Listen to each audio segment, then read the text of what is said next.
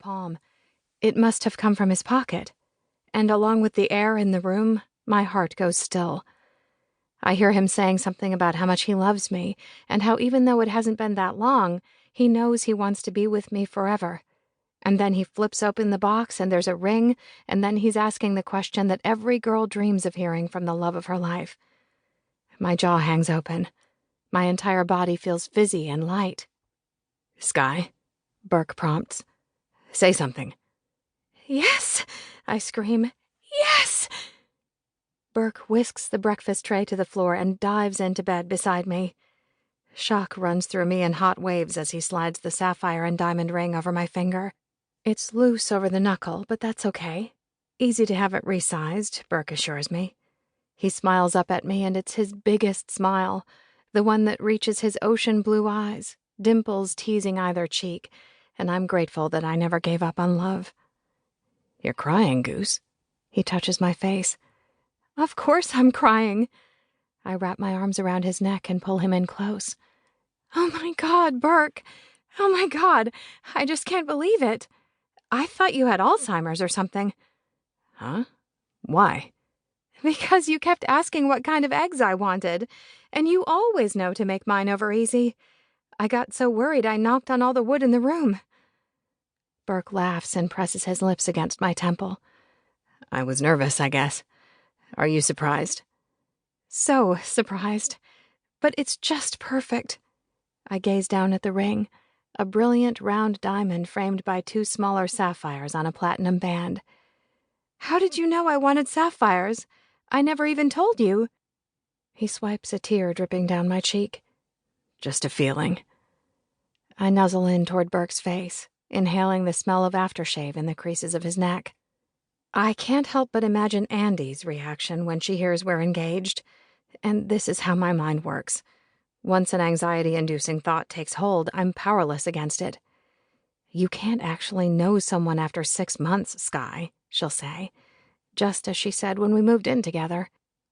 I listened to Burke explain how he asked my dad's permission a couple weeks earlier, and how he's arranged brunch at Buvette to celebrate later this morning with my dad and Nancy and her twin teenage sons, Aiden and Harry.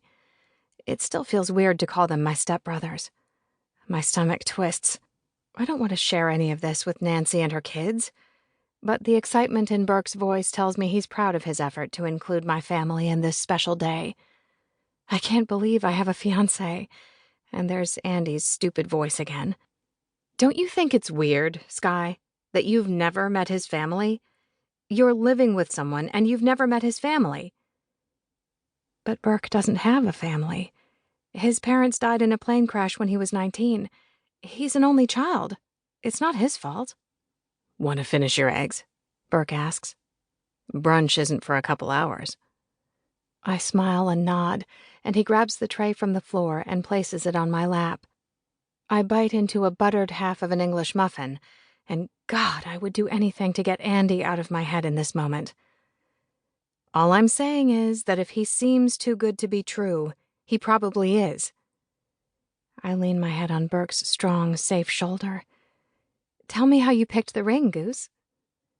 He launches into the story, and I cling to his words, willing them to drown out Andi's voice, which is negative and stemmed from envy and a threat to my happiness. Because Burke is not too good to be true, and unlike Andi and Lexi and Isabel, I never had a Burke, not until 6 months ago. I never had a reliable +1 or a Valentine, someone to bring to parties and weddings and be debilitatingly hungover with on Saturday afternoons.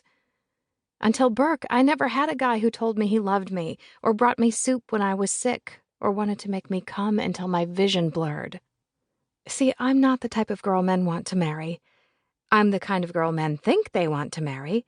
At first, they see a pretty face, nice apartment, good clothes. But then they get to know me, the real me. And even though I never relinquished my optimism, even though I kept up my monthly visits to European Wax Center and my thrice-weekly runs along the West Side Highway in an effort to shed the stubborn baby fat, still, if you had told me a year ago that in 365 days a quality man would ask me to be his wife, I wouldn't have believed you. But 6 months ago I met Burke Michaels.